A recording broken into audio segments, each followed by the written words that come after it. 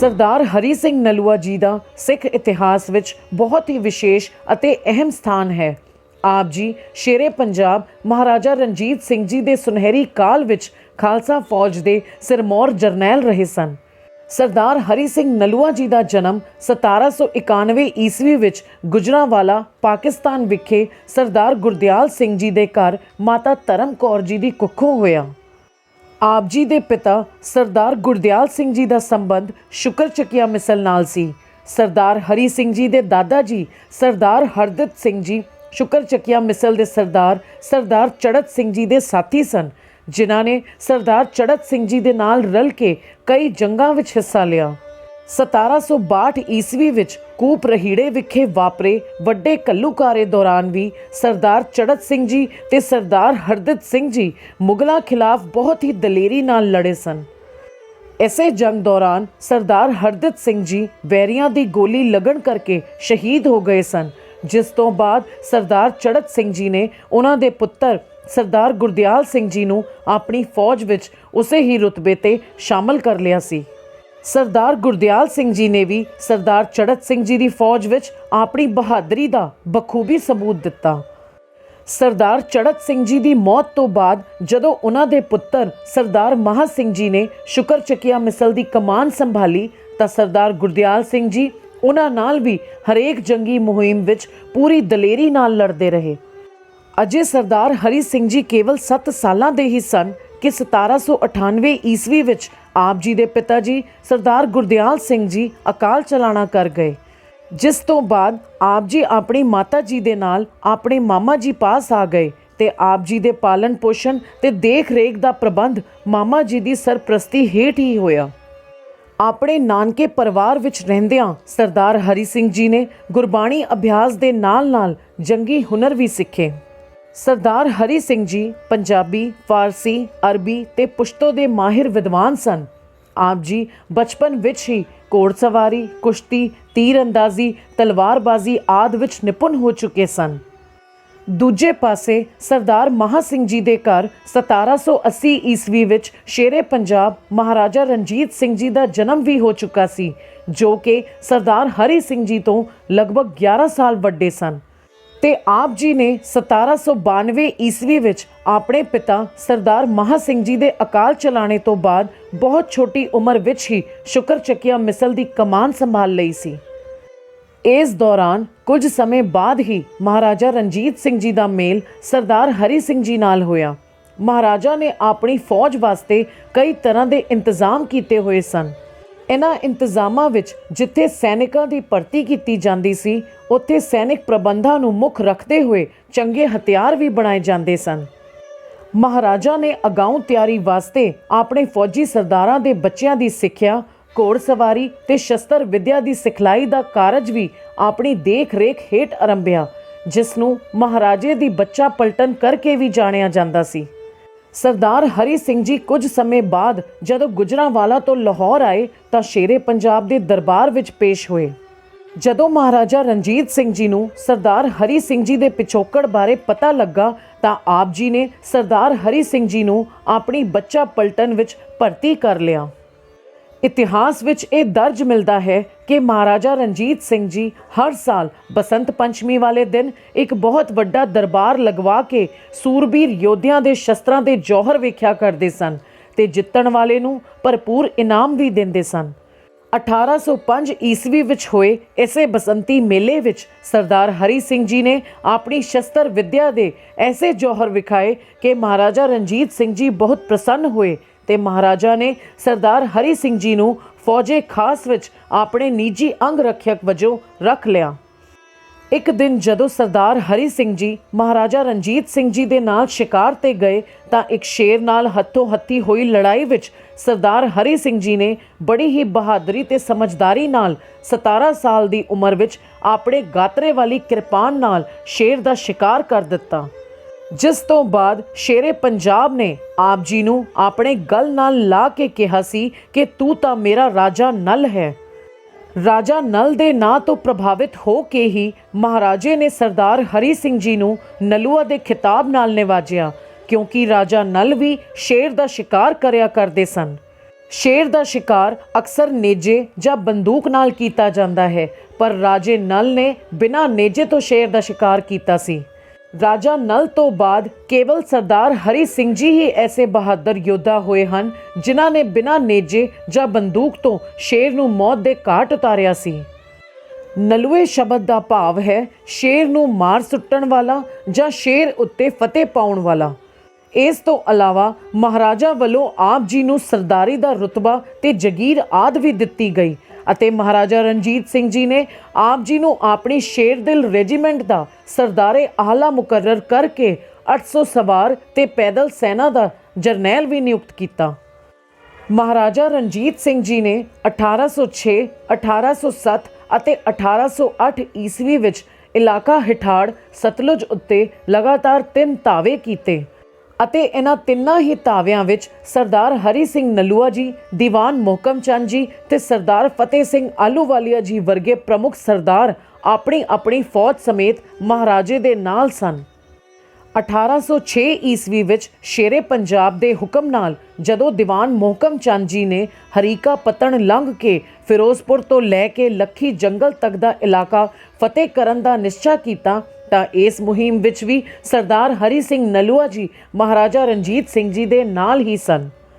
ਜਦੋਂ ਖਾਲਸਾ ਫੌਜ ਸ੍ਰੀ ਮੁਕਤਸਰ ਸਾਹਿਬ ਪੁੱਜੀ ਤਾਂ ਮੁਕਤਸਰ ਸਰੋਵਰ ਨੂੰ ਪੱਕਾ ਕਰਨ ਵਾਸਤੇ ਸਰੋਵਰ ਦੀ ਇੱਕ ਬਾਹੀ ਦੀਵਾਨ ਮੋਹਕਮ ਚੰਦ ਜੀ ਨੇ ਤੇ ਦੂਜੀ ਬਾਹੀ ਸਰਦਾਰ ਹਰੀ ਸਿੰਘ ਨਲੂਆ ਜੀ ਨੇ ਪੱਕੀ ਕਰਵਾਈ। ਇਸ ਤੋਂ ਬਾਅਦ ਇਹ ਦੋਵੇਂ ਜਰਨੈਲ ਕੋਟਕਪੁਰਾ ਤੇ ਕਬਜ਼ਾ ਕਰ ਲਗਾਤਾਰ ਅਗਾਹਾਂ ਵੱਧਦੇ ਰਹੇ। 1807 ਈਸਵੀ ਵਿੱਚ ਸ਼ੇਰੇ ਪੰਜਾਬ ਨੇ ਕਸੂਰ ਤੇ ਚੜ੍ਹਾਈ ਕਰ ਦਿੱਤੀ। ਇਸ ਮੁਹਿੰਮ ਵਿੱਚ ਸਰਦਾਰ ਹਰੀ ਸਿੰਘ ਨਲੂਆ ਜੀ ਨੇ ਸਭ ਤੋਂ ਅੱਗੇ ਹੋ ਕੇ ਇੱਕ ਫੌਜੀ ਡਿਵੀਜ਼ਨ ਦੀ ਕਮਾਨ ਸੰਭਾਲੀ ਤੇ ਆਪ ਜੀ ਦੀ ਅਗਵਾਈ ਵਿੱਚ ਖਾਲਸਾ ਫੌਜ ਨੇ ਕਸੂਰ ਦੇ ਨਵਾਬ ਕੁਤੁਬਦੀਨ ਨੂੰ ਭਾਰੀ ਮਾਤ ਦਿੱਤੀ। ਖਾਲਸਾ ਫੌਜ ਵੱਲੋਂ ਕੁਤੁਬਦੀਨ ਦਾ ਸਾਰਾ ਜੰਗੀ ਸਮਾਨ ਖੋਹ ਲਿਆ ਗਿਆ, ਜਿਸ ਤੋਂ ਬਾਅਦ ਉਹ ਕਿਲੇ ਵਿੱਚ ਜਾ ਲੁਕਿਆ। ਪਰ ਸਰਦਾਰ ਹਰੀ ਸਿੰਘ ਨਲੂਆ ਜੀ ਦੀ ਸੂਝ-ਬੂਝ ਤੇ ਬਹਾਦਰੀ ਕਾਰਨ ਕੁਤੁਬਦੀਨ ਨੂੰ ਫੜ ਲਿਆ ਗਿਆ। ਕਸੂਰ ਦੀ ਜਿੱਤ ਤੋਂ ਖੁਸ਼ ਹੋ ਕੇ ਤੇ ਸਰਦਾਰ ਹਰੀ ਸਿੰਘ ਨਲੂਆ ਜੀ ਦੀ ਨਿਰਭੈਤਾ ਅਤੇ ਯੋਗਤਾ ਤੋਂ ਪ੍ਰਸੰਨ ਹੋ ਕੇ ਮਹਾਰਾਜਾ ਰਣਜੀਤ ਸਿੰਘ ਜੀ ਨੇ ਆਪ ਜੀ ਨੂੰ 30,000 ਰੁਪਏ ਸਾਲਾਨਾ ਆਮਦਨ ਵਾਲੀ ਜਗੀਰ ਇਨਾਮ ਵਿੱਚ ਦਿੱਤੀ ਤੇ ਹੋਰ ਵੀ ਕਈ ਇਨਾਮਾਂ ਨਾਲ ਨਿਵਾਜਿਆ। ਕਸੂਰ ਦੀ ਜਿੱਤ ਮਗਰੋਂ ਸਰਦਾਰ ਹਰੀ ਸਿੰਘ ਨਲੂਆ ਜੀ ਦੀ ਗਿਣਤੀ ਪੰਜਾਬ ਦੇ ਖਾਸ ਜਰਨੈਲਾਂ ਵਿੱਚ ਕੀਤੀ ਜਾਣ ਲੱਗ ਪਈ। ਕਸੂਰ ਅਤੇ ਹੋਰ ਵੀ ਕਈ ਇਲਾਕੇ ਆਪਣੇ ਕਬਜ਼ੇ ਵਿੱਚ ਕਰਨ ਤੋਂ ਬਾਅਦ ਮਹਾਰਾਜਾ ਰਣਜੀਤ ਸਿੰਘ ਜੀ ਨੇ ਮੁਲਤਾਨ ਵੱਲ ਨੂੰ ਰੁਖ ਕੀਤਾ। ਮਹਾਰਾਜਾ ਦਾ ਮੁਲਤਾਨ ਉੱਤੇ ਇਹ ਚੌਥਾ ਹਮਲਾ ਸੀ। 1810 ਈਸਵੀ ਵਿੱਚ ਕੀਤੇ ਇਸ ਹਮਲੇ ਵਿੱਚ ਸਰਦਾਰ ਹਰੀ ਸਿੰਘ ਨਲੂਆ ਜੀ ਨੇ ਸਰਦਾਰ ਨਿਹਾਲ ਸਿੰਘ ਅਟਾਰੀ ਜੀ, ਸਰਦਾਰ ਖੜਕ ਸਿੰਘ ਜੀ, ਸਰਦਾਰ ਨਿਧਾਨ ਸਿੰਘ ਜੀ ਪੰਜ ਹੱਤਾ, ਸਰਦਾਰ ਅਜਾਇਬ ਸਿੰਘ ਜੀ ਅਤੇ ਸਰਦਾਰ ਅੱਤਰ ਸਿੰਘ ਜੀ ਨਾਲ ਰਲ ਕੇ ਆਪਣੀ ਮਜ਼ਬੂਤ ਯੁੱਧ ਨੀਤੀ ਨਾਲ ਮੁਲਤਾਨ ਦੇ ਸ਼ਾਸਕ ਨਵਾਬ ਮੁਜ਼ੱਫਰ ਖਾਨ ਨੂੰ ਤਕੜੀ ਮਾਤ ਦਿੱਤੀ।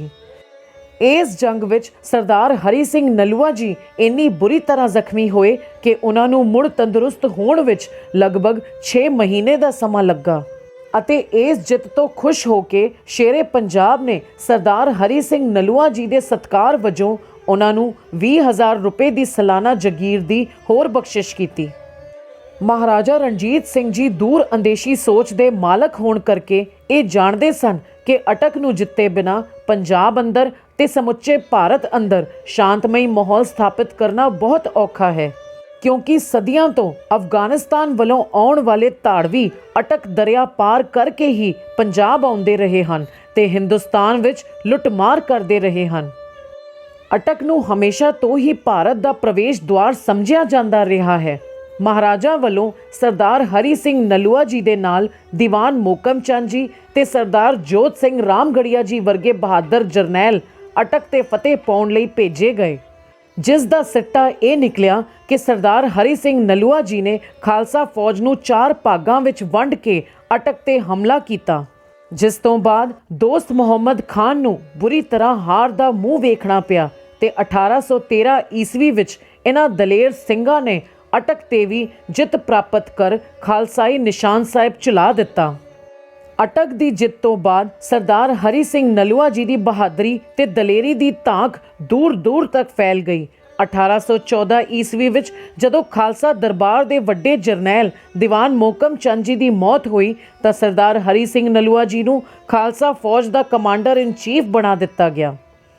1819 ਈਸਵੀ ਵਿੱਚ ਮਹਾਰਾਜਾ ਰਣਜੀਤ ਸਿੰਘ ਜੀ ਨੇ ਸਰਦਾਰ ਹਰੀ ਸਿੰਘ ਨਲੂਆ ਜੀ ਨੂੰ ਕਸ਼ਮੀਰ ਤੇ ਚੜ੍ਹਾਈ ਕਰਨ ਵਾਸਤੇ ਭੇਜਿਆ। ਇਸ ਵਾਰੀ ਸਰਦਾਰ ਹਰੀ ਸਿੰਘ ਨਲੂਆ ਜੀ ਦੇ ਨਾਲ ਸ਼ਹਿਜ਼ਾਦਾ ਖੜਕ ਸਿੰਘ ਤੇ ਅਕਾਲੀ ਫੂਲਾ ਸਿੰਘ ਜੀ ਵੀ ਸਨ। ਆਪ ਜੀ ਦੀ ਅਗਵਾਈ ਵਿੱਚ ਖਾਲਸਾ ਫੌਜ ਨੇ ਰਾਜੌਰੀ ਤੋਂ ਪੁੰਛ, ਸ੍ਰੀਨਗਰ ਤੇ ਉਸ ਤੋਂ ਬਾਅਦ ਕਸ਼ਮੀਰ ਉੱਤੇ ਵੀ ਜਿੱਤ ਹਾਸਲ ਕੀਤੀ। ਕਸ਼ਮੀਰ ਨੂੰ ਖਾਲਸਾ ਰਾਜ ਦਾ ਹਿੱਸਾ ਬਣਾਏ ਜਾਣ ਮਗਰੋਂ ਮਹਾਰਾਜਾ ਰਣਜੀਤ ਸਿੰਘ ਜੀ ਆਪ ਜੀ ਦੀ ਦਲੇਰੀ ਅਤੇ ਖਾਲਸਾ ਰਾਜ ਪ੍ਰਤੀ ਆਪ ਜੀ ਦੀ ਨਿਸ਼ਠਾ ਤੇ ਵਫਾਦਾਰੀ ਤੋਂ ਇੰਨੇ ਪ੍ਰਸੰਨ ਹੋਏ ਕਿ ਉਹਨਾਂ ਨੇ ਅਗਸਤ 1820 ਈਸਵੀ ਵਿੱਚ ਆਪ ਜੀ ਨੂੰ ਕਸ਼ਮੀਰ ਦੇ ਗਵਰਨਰ ਥਾਪ ਦਿੱਤਾ।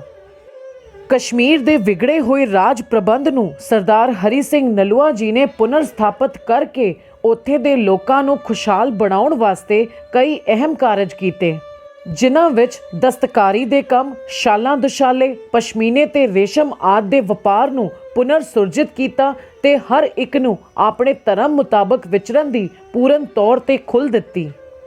ਸਰਦਾਰ ਹਰੀ ਸਿੰਘ ਨਲੂਆ ਜੀ ਦੇ ਸ਼ਾਸਕੀ ਪ੍ਰਬੰਧ ਤੋਂ ਖੁਸ਼ ਹੋ ਕੇ ਤੇ ਉੱਥੇ ਦੁਬਾਰਾ ਅਮਨ ਕਾਇਮ ਕਰਨ ਤੇ ਮਹਾਰਾਜਾ ਰਣਜੀਤ ਸਿੰਘ ਜੀ ਨੇ ਉਹਨਾਂ ਨੂੰ ਆਪਣੇ ਨਾਂ ਦਾ ਸਿੱਕਾ ਜਾਰੀ ਕਰਨ ਦਾ ਅਧਿਕਾਰ ਦੇ ਦਿੱਤਾ। ਇਸ ਸਿੱਕੇ ਨੂੰ ਹਰੀ ਸਿੰਘੀਆ ਰੁਪਈਆ ਕਿਹਾ ਜਾਂਦਾ ਸੀ। ਹਰੀ ਸਿੰਘੀ ਰੁਪਈਆ ਵਾਂਗ ਹੀ ਹਰੀ ਸਿੰਘੀ ਪੈਸੇ ਵੀ ਕਸ਼ਮੀਰ ਦੀ ਟਕਸਾਲ ਵਿੱਚ ਘੜੇ ਜਾਣ ਲੱਗੇ।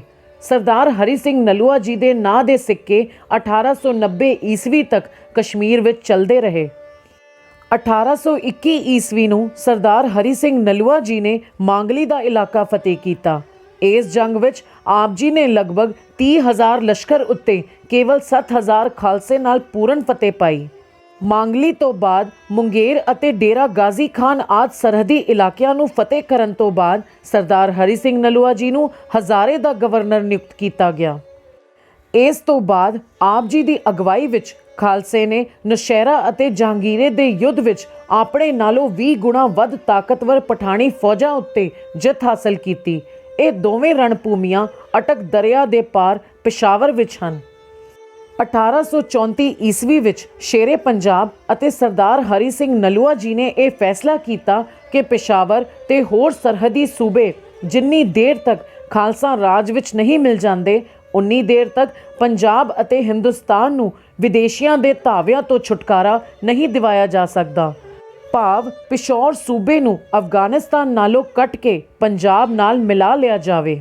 ਜਿਸ ਤੋਂ ਬਾਅਦ ਮਹਾਰਾਜਾ ਰਣਜੀਤ ਸਿੰਘ ਜੀ ਨੇ ਖਾਲਸਾ ਫੌਜਾਂ ਨੂੰ ਸਰਦਾਰ ਹਰੀ ਸਿੰਘ ਨਲੂਆ ਜੀ ਅਤੇ ਕੰਵਰ ਨੌ ਨਿਹਾਲ ਸਿੰਘ ਜੀ ਦੀ ਅਗਵਾਈ ਹੇਠ ਪਿਸ਼ੌਰ ਤੇ ਹੱਲਾ ਬੋਲਣ ਲਈ ਭੇਜ ਦਿੱਤਾ।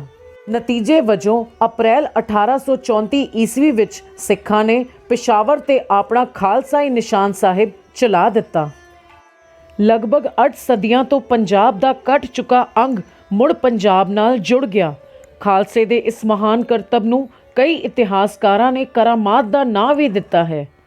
ਪਿਸ਼ੌਰ ਦੇ ਇਲਾਕੇ ਨੂੰ ਖਾਲਸਾ ਰਾਜ ਭਾਵ ਪੰਜਾਬ ਨਾਲ ਮਿਲਾਉਣਾ ਸੰਸਾਰ ਦੇ ਪ੍ਰਸਿੱਧ ਕਾਰਨਾਮਿਆਂ ਵਿੱਚੋਂ ਸਭ ਤੋਂ ਵੱਡਾ ਕਾਰਨਾਮਾ ਮੰਨਿਆ ਗਿਆ ਹੈ। ਇਸ ਦਾ ਇਹ ਕਾਰਨ ਹੈ ਕਿ ਪਿਸ਼ੌਰ ਤੇ ਕਬਜ਼ਾ ਕਰਨ ਤੋਂ 836 ਸਾਲ ਪਹਿਲਾਂ ਇੱਥੇ ਲਾਹੌਰ ਦੇ ਰਾਜਾ ਜੈਪਾਲ ਦਾ ਕਬਜ਼ਾ ਸੀ, ਜੋ ਕਿ ਨਵੰਬਰ 898 ਈਸਵੀ ਵਿੱਚ ਅਫਗਾਨੀਆਂ ਹੱਥੋਂ ਜੰਗੇ ਮੈਦਾਨ ਵਿੱਚ ਮਾਰਿਆ ਗਿਆ। ਬਾਅਦ ਵਿੱਚ ਹਿੰਦੁਸਤਾਨ ਦੀ ਮਿਲਵੀਆਂ ਤਾਕਤਾਂ ਲੱਖਾਂ ਵਾਰ ਕੋਸ਼ਿਸ਼ਾਂ ਕਰਨ ਤੇ ਕਰੋੜਾਂ ਰੁਪਏ ਖਰਚ ਕਰਕੇ ਤੇ ਲੱਖਾਂ ਜਾਨਾਂ ਵਾਰ ਕੇ ਵੀ ਪਿਸ਼ੌਰ ਆਜ਼ਾਦ ਨਾ ਕਰਵਾ ਸਕੀਆਂ। ਪਰ 836 ਸਾਲਾਂ ਬਾਅਦ ਸਰਦਾਰ ਹਰੀ ਸਿੰਘ ਨਲੂਆ ਜੀ ਨੇ ਕਲਗੀਧਰ ਦਸ਼ਮੇਸ਼ ਪਿਤਾ ਜੀ ਦੀ ਬਖਸ਼ੀ ਕਿਰਪਾਨ ਦੇ ਜ਼ੋਰ ਨਾਲ ਪਿਸ਼ੌਰ ਨੂੰ ਪੰਜਾਬ ਵਿੱਚ ਮੁੜ ਸ਼ਾਮਲ ਕਰ ਲਿਆ। ਉਹ ਪਠਾਨ ਜੋ ਲਗਭਗ 8 ਸਦੀਆਂ ਤੋਂ ਹਿੰਦੁਸਤਾਨ ਦੀ ਇੱਜ਼ਤ ਤੇ ਦੌਲਤ ਲੁੱਟ ਰਹੇ ਸਨ ਤੇ ਉਹਨਾਂ ਨਾਲ ਮੁਕਾਬਲਾ ਕਰਨ ਵਾਲਾ ਵੀ ਕੋਈ ਨਹੀਂ ਸੀ। ਸਿੱਖ ਕੌਮ ਦੇ ਬਹਾਦਰ ਜਰਨੈਲ ਸਰਦਾਰ ਹਰੀ ਸਿੰਘ ਨਲੂਆ ਜੀ ਨੇ ਇਹਨਾਂ ਪਠਾਣਾਂ ਨੂੰ ਐਸਾ ਸਬਕ ਸਿਖਾਇਆ ਕਿ ਪਠਾਨ ਸਰਦਾਰ ਹਰੀ ਸਿੰਘ ਨਲੂਏ ਦਾ ਨਾਂ ਸੁਣ ਕੇ ਹੀ ਕੰਬ ਜਾਂਦੇ ਸਨ। ਸਰਦਾਰ ਹਰੀ ਸਿੰਘ ਨਲੂਆ ਜੀ ਦੇ ਪਿਸ਼ਾਵਰ ਜਿੱਤਣ ਤੋਂ ਬਾਅਦ ਕਿਸੇ ਪਠਾਨ ਦੀ ਹਿੰਮਤ ਨਾ ਪਈ ਕਿ ਉਹ ਹਿੰਦੁਸਤਾਨ ਵੱਲ ਟੇਢੀ ਨਿਗਾਹ ਨਾਲ ਵੀ ਤੱਕ ਲਵੇ। ਇੱਥੋਂ ਤੱਕ ਕਿ ਇਸ ਇਲਾਕੇ ਵਿੱਚ ਸਰਦਾਰ ਹਰੀ ਸਿੰਘ ਨਲੂਆ ਜੀ ਦੇ ਨਾਮ ਦੀ ਐਸੀ ਦਹਿਸ਼ਤ ਹੋ ਗਈ ਸੀ ਕਿ ਪਠਾਨ ਮਾਵਾਂ ਆਪਣੇ ਰੋਂਦੇ ਬੱਚਿਆਂ ਨੂੰ ਚੁੱਪ ਕਰਾਉਣ ਲਈ ਇਹ ਆਖਦੀਆਂ ਸਨ ਕਿ ਚੁੱਪ ਸ਼ਾ ਬਚਿਆ ਹਰੀਆਂ ਰਾਂਗਲੇ, ਭਾਵ ਚੁੱਪ ਹੋ ਜਾ ਬੱਚੇ, ਹਰੀ ਸਿੰਘ ਆਉਂਦਾ ਪਿਆ ਹੈ। ਫਰਾਂਸ ਦੇ ਇੱਕ ਲਿਖਾਰੀ ਮੁਤਾਬਕ ਸਰਦਾਰ ਹਰੀ ਸਿੰਘ ਨਲੂਆ ਜੀ ਦੀ ਸ਼ਹੀਦੀ ਦੇ 40 ਸਾਲ ਬਾਅਦ ਤੱਕ ਵੀ ਪਠਾਣੀ ਮਾਵਾਂ ਆਪਣੇ ਬੱਚਿਆਂ ਨੂੰ ਹਰੀਆਂ ਰਾਂਗਲੇ ਕਹਿ ਕੇ ਡਰਾਉਂਦੀਆਂ ਰਹੀਆਂ ਸਨ। ਪਿਸ਼ਾਵਰ ਜਿੱਤਣ ਤੋਂ ਬਾਅਦ ਸਰਦਾਰ ਹਰੀ ਸਿੰਘ ਨਲੂਆ ਜੀ ਨੇ ਸਭ ਤੋਂ ਪਹਿਲਾਂ ਹਿੰਦੂਆਂ ਅਤੇ ਸਿੱਖਾਂ ਉੱਪਰ ਔਰੰਗਜ਼ੇਬ ਨੇ ਜੋ ਪ੍ਰਤੀ ਸਿਰ 1 ਦਿਨਾਰ ਜਜ਼ੀਆ ਲਾਇਆ ਹੋਇਆ ਸੀ, ਉਸ ਨੂੰ ਪੂਰੀ ਤਰ੍ਹਾਂ ਹਟਾ ਦਿੱਤਾ ਤੇ ਫਿਰ ਇਸ ਇਲਾਕੇ ਦੇ ਪ੍ਰਬੰਧ ਨੂੰ ਬੜੇ ਸੁਚੱਜੇ ਢੰਗ ਨਾਲ ਚਲਾਉਣਾ ਸ਼ੁਰੂ ਕੀਤਾ। ਇਸ ਵਧੀਆ ਰਾਜ ਪ੍ਰਬੰਧ ਨੂੰ ਵੇਖਦੇ ਹੋਏ ਮਹਾਰਾਜਾ ਰਣਜੀਤ ਸਿੰਘ ਜੀ ਨੇ ਸਰਦਾਰ ਹਰੀ ਸਿੰਘ ਨਲੂਆ ਜੀ ਨੂੰ ਪਿਸ਼ਾਵਰ ਸੂਬੇ ਦਾ ਗਵਰਨਰ ਥਾਪ ਕੇ ਦੂਜੀ ਵਾਰ ਇੱਥੇ ਵੀ ਆਪਣੇ ਨਾਂ ਦਾ ਸਿੱਕਾ ਚਲਾਉਣ ਦਾ ਹੁਕਮ ਦੇ ਦਿੱਤਾ। ਕਸ਼ਮੀਰ, ਹਜ਼ਾਰਾ ਤੇ ਪਿਸ਼ਾਵਰ ਦੀ ਗਵਰਨਰੀ ਸਮੇਂ ਆਪ ਜੀ ਦੇ ਸੁਚੱਜੇ ਰਾਜ ਪ੍ਰਬੰਧ ਦੀ ਖਾਲਸਾ ਰਾਜ ਅੰਦਰ ਧੁੰਮਾਂ ਪੈ ਚੁੱਕੀਆਂ ਸਨ। ਸਰਦਾਰ ਹਰੀ ਸਿੰਘ ਨਲੂਆ ਜੀ ਦੀ ਅਦੁੱਤੀ ਅਤੇ ਲਾਮਿਸਾਲ ਸ਼ਖਸੀਅਤ ਤੇ ਦੂਰ ਅੰਦੇਸ਼ੀ ਸੋਚ ਕਰਕੇ ਸ਼ੇਰੇ ਪੰਜਾਬ ਹਰੇਕ ਕਾਰਜ ਵਿੱਚ ਉਹਨਾਂ ਦੀ ਸਲਾਹ ਜ਼ਰੂਰ ਲੈਂਦੇ ਸਨ ਤੇ ਉਹਨਾਂ ਤੇ ਬਹੁਤ ਜ਼ਿਆਦਾ ਵਿਸ਼ਵਾਸ ਵੀ ਕਰਦੇ ਸਨ। ਸਰਦਾਰ ਹਰੀ ਸਿੰਘ ਨਲੂਆ ਜੀ ਇੱਕ ਸੂਰਬੀਰ ਯੋਧਾ ਹੋਣ ਦੇ ਨਾਲ-ਨਾਲ ਇੱਕ ਸਫਲ ਪ੍ਰਬੰਧਕ ਤੇ ਭਵਨ ਨਿਰਮਾਣ ਕਲਾ ਵਿੱਚ ਵੀ ਚੰਗੀ ਸੂਝ-ਬੂਝ ਰੱਖਦੇ ਸਨ। ਮਹਾਰਾਜਾ ਰਣਜੀਤ ਸਿੰਘ ਜੀ ਨੇ ਆਪ ਜੀ ਨੂੰ ਗੁਜਰਾਂਵਾਲੇ ਦੀ ਜਗੀਰ ਵੀ ਬਖਸ਼ੀ, ਜਿੱਥੇ ਆਪ ਜੀ ਨੇ ਇੱਕ ਹਵੇਲੀ ਵੀ ਬਣਵਾਈ। ਮਹਿਮੂਦ ਗਜ਼ਨਵੀ ਤੋਂ ਲੈ ਕੇ ਅਹਿਮਦ ਸ਼ਾਹ ਅਬਦਾਲੀ ਤੱਕ ਦਰਾ ਖੈਬਰ ਅਤੇ ਉੱਤਰ ਪੱਛਮੀ ਸੀਮਾਵਾਂ ਦੇ ਹੋਰ ਪਹਾੜੀ ਰਾਸਤੇ ਹਿੰਦੁਸਤਾਨ ਵਿੱਚ ਪ੍ਰਵੇਸ਼ ਕਰਨ ਵਾਲਿਆਂ ਲਈ ਸਵਰਗ ਦੁਆਰ ਬਣੇ ਹੋਏ ਸਨ। ਪਰ 1834 ਈਸਵੀ ਵਿੱਚ ਪਿਸ਼ੌਰ ਦੀ ਜਿੱਤ ਮਗਰੋਂ ਸਰਦਾਰ ਹਰੀ ਸਿੰਘ ਨਲੂਆ ਜੀ ਨੇ ਇਸ ਇਲਾਕੇ ਵਿੱਚ ਕਿਲਿਆਂ ਦਾ ਅਜਿਹਾ ਜਾਲ ਵਿਛਾਇਆ ਕਿ ਭਵਿੱਖ ਵਿੱਚ ਹੋਣ ਵਾਲੇ ਅਫਗਾਨੀ ਹਮਲਿਆਂ ਉੱਤੇ ਪੂਰੀ ਤਰ੍ਹਾਂ ਰੋਕ ਲੱਗ ਗਈ। ਆਪ ਜੀ ਇਮਾਰਤਾਂ, ਕਿਲਿਆਂ, ਪੁਲ ਆਦਿ ਦੇ ਕੰਮਾਂ ਦੇ ਖਾਸ ਮਾਹਿਰ ਸਨ। ਆਪ ਜੀ ਦੁਆਰਾ ਬਣਾਈਆਂ ਇਮਾਰਤਾਂ ਤੇ ਕਿਲੇ ਅੱਜ ਤੱਕ ਮੌਜੂਦ ਹਨ। ਸਰਦਾਰ ਹਰੀ ਸਿੰਘ ਨਲੂਆ ਜੀ ਦੀ ਸਭ ਤੋਂ ਅਹਿਮ ਤੇ ਆਖਰੀ ਜੰਗ ਜਮਰੌਦ ਦੀ ਸੀ। ਜਮਰੌਦ ਦੀ ਜੰਗ ਸਿੱਖ ਰਾਜ ਦੇ ਇਤਿਹਾਸ ਵਿੱਚ ਇੱਕ ਖਾਸ ਵਿਸ਼ੇਸ਼ਤਾ ਰੱਖਦੀ ਹੈ। ਪੰਜਾਬ ਅੰਦਰ ਹਮਲਾਵਰਾਂ ਦੇ ਦਾਖਲ ਹੋਣ ਦਾ ਮੁੱਖ ਰਾਹ ਦਰਾ ਖੈਬਰ ਰਿਹਾ ਸੀ। ਉਹ ਰਾਹ ਜਿਹੜਾ ਪਿਸ਼ਾਵਰ ਤੋਂ ਕਾਬਲ ਵੱਲ ਨੂੰ ਜਾਂਦਾ ਹੈ, ਦਰਾ ਖੈਬਰ ਦੀਆਂ ਪਹਾੜੀਆਂ ਵਿੱਚੋਂ ਲੰਘਦਾ ਹੈ। ਲਗਭਗ ਪਿਛਲੀ 8 ਸਦੀਆਂ ਤੋਂ ਵਿਦੇਸ਼ੀ ਜਰਮਾਣੇ ਇੱਥੋਂ ਆ ਕੇ ਹਿੰਦੂਆਂ ਨੂੰ ਲੁੱਟਦੇ ਤੇ ਮਾਰਦੇ ਸਨ, ਪਰ ਕਿਸੇ ਨੂੰ ਇਹ ਹਿੰਮਤ ਨਾ ਪੈਂਦੀ ਕਿ ਜ਼ੁਲਮ ਦੇ ਇਸ ਹੜ੍ਹ ਨੂੰ ਰੋਕ ਪਾਵੇ ਤੇ ਦਰਾ ਖੈਬਰ ਦੇ ਦਰਵਾਜ਼ੇ ਨੂੰ ਕੁੰਡੀ ਲਾ ਆਵੇ। ਇਹ ਮਾਣ ਵੀ ਸਿਰਫ ਜਰਨੈਲ ਹਰੀ ਸਿੰਘ ਨਲੂਆ ਜੀ ਨੂੰ ਹੀ ਹਾਸਿਲ ਹੋਇਆ। ਸਰਦਾਰ ਹਰੀ ਸਿੰਘ ਨਲੂਆ ਜੀ ਨੇ ਇਸ ਖੇਤਰ ਨੂੰ ਆਪਣੇ ਅਧੀਨ ਕਰਨ ਲਈ ਇੱਥੇ ਇੱਕ ਮਜ਼ਬੂਤ ਕਿਲਾ ਉਸਾਰਨ ਦੀ ਯੋਜਨਾ ਬਣਾਈ, ਜਿਸ ਦਾ ਨਾਂ ਫਤਿਹਗੜ੍ਹ ਰੱਖਿਆ ਗਿਆ। ਇਹ ਜਮਰੌਦ ਦੇ ਕਿਲੇ ਵਜੋਂ ਵੀ ਜਾਣਿਆ ਜਾਂਦਾ ਹੈ। ਇਸ ਕਿਲੇ ਦੀ ਉਸਾਰੀ ਨਾਲ ਅਫਗਾਨਿਸਤਾਨ ਦੀ ਹਕੂਮਤ ਦਾ ਤਖਤਾ ਹਿਲ ਗਿਆ। ਇਸ ਕਿਲੇ ਦਾ ਨਿਰਮਾਣ ਹੋਣਾ ਉਹਨਾਂ ਨੂੰ ਆਪਣੇ ਲਈ ਖਤਰਾ ਜਾਪਿਆ। ਜਮਰੌਦ ਦੇ ਕਿਲੇ ਨਾਲ ਕੱਲਾ ਪੰਜਾਬ ਹੀ ਸੁਰੱਖਿਅਤ ਨਹੀਂ ਹੋਇਆ, ਸਗੋਂ ਸਾਰਾ ਭਾਰਤ ਹੀ ਵਿਦੇਸ਼ੀ ਧਾੜਵੀਆਂ ਦੀ ਮਾਰ ਤੋਂ ਬਚ ਗਿਆ। ਇਹ ਉਹ ਸਮਾਂ ਸੀ ਜਦੋਂ ਸ਼ੇਰੇ ਪੰਜਾਬ ਮਹਾਰਾਜਾ ਰਣਜੀਤ ਸਿੰਘ ਜੀ ਅਤੇ ਪਿਸ਼ਾਵਰ ਦੀ ਖਾਲਸਾ ਫੌਜ ਦਾ ਬਹੁਤ ਸਾਰਾ ਹਿੱਸਾ ਕੰਵਰ ਨੌਨਿਹਾਲ ਸਿੰਘ ਦੇ ਵਿਆਹ ਤੇ ਲਾਹੌਰ ਗਿਆ ਹੋਇਆ ਸੀ। ਅਫਗਾਨੀ ਹਾਕਮ ਦੋਸਤ ਮੁਹੰਮਦ ਖਾਨ ਨੂੰ ਜਦੋਂ ਇਸ ਗੱਲ ਦੀ ਭਣਕ ਪਈ ਤਾਂ ਉਸ ਨੇ ਇਹ ਮੌਕਾ ਆਪਣੇ ਹੱਥੋਂ ਖੁੰਝਣ ਨਾ ਦਿੱਤਾ ਤੇ ਜਮਰੌਦ ਦੇ ਕਿਲੇ ਤੇ ਚੜ੍ਹਾਈ ਕਰ ਦਿੱਤੀ। ਇਸ ਜੰਗ ਵਿੱਚ ਦੋਸਤ ਮੁਹੰਮਦ ਖਾਨ ਦੇ 5 ਪੁੱਤਰਾਂ ਸਮੇਤ 50,000 ਦੇ ਲਗਭਗ ਪਠਾਨ ਤੇ ਗਾਜ਼ੀ ਸ਼ਾਮਲ ਹੋਏ। ਦੂਜੇ ਪਾਸੇ ਸਰਦਾਰ ਹਰੀ ਸਿੰਘ ਨਲੂਆ ਜੀ ਦੀ ਤਬੀਅਤ ਕਾਫੀ ਖਰਾਬ ਸੀ ਤੇ ਉਹ ਪਿਸ਼ੌਰ ਵਿਖੇ ਆਪਣੀ ਬਿਮਾਰੀ ਨਾਲ ਜੂਝ ਰਹੇ ਸਨ। ਇਸ ਵੇਲੇ ਜਮਰੌਦ ਦੇ ਕਿਲੇ ਵਿੱਚ ਸਰਦਾਰ ਮਹਾ ਸਿੰਘ ਜੀ ਮੀਰਪੁਰੀਏ ਕੋਲ ਸਿਰਫ 800 ਪੈਦਲ ਫੌਜ, 200 ਘੋੜਸਵਾਰ, 80 ਤੋਪਚੀ, 10 ਵੱਡੀਆਂ ਤੋਪਾਂ ਤੇ 12 ਹਲਕੀਆਂ ਪਹਾੜੀਆਂ ਤੋਪਾਂ ਹੀ ਸਨ। 21 ਅਪ੍ਰੈਲ 1837 ਈਸਵੀ ਵਿੱਚ ਅਫਗਾਨੀ ਫੌਜਾਂ ਜਮਰੌਦ ਪੁੱਜੀਆਂ। ਉੱਥੇ ਪਹਿਲਾਂ ਤੋਂ ਮੌਜੂਦ ਸਰਦਾਰ ਮਹਾ ਸਿੰਘ ਜੀ ਨੇ ਬੇਸ਼ੱਕ ਪਠਾਣਾਂ ਨੂੰ ਕਿਲੇ ਦੇ ਨੇੜੇ ਨਾ ਆਉਣ ਦਿੱਤਾ, ਪਰ ਪਠਾਣਾਂ ਵੱਲੋਂ ਹੋਈ ਜ਼ਬਰਦਸਤ ਗੋਲੀਬਾਰੀ ਕਰਕੇ ਕਿਲੇ ਦੀ ਕੰਧ ਨੂੰ ਬਹੁਤ ਨੁਕਸਾਨ ਹੋਇਆ ਤੇ ਕਿਲੇ ਦੇ ਅੰਦਰ ਆਉਣ ਵਾਲੇ ਪਾਣੀ ਦੇ ਸਰੋਤ ਤੇ ਵੀ ਕਬਜ਼ਾ ਕਰ ਲਿਆ ਗਿਆ। ਪਰ ਫਿਰ ਵੀ ਖਾਲਸੇ ਦੇ ਡਰ ਕਾਰਨ ਕਿਸੇ ਵੀ ਪਠਾਣ ਦੀ ਕਿਲੇ ਦੇ ਅੰਦਰ ਵੜਨ ਦੀ ਹਿੰਮਤ ਨਾ ਹੋਈ।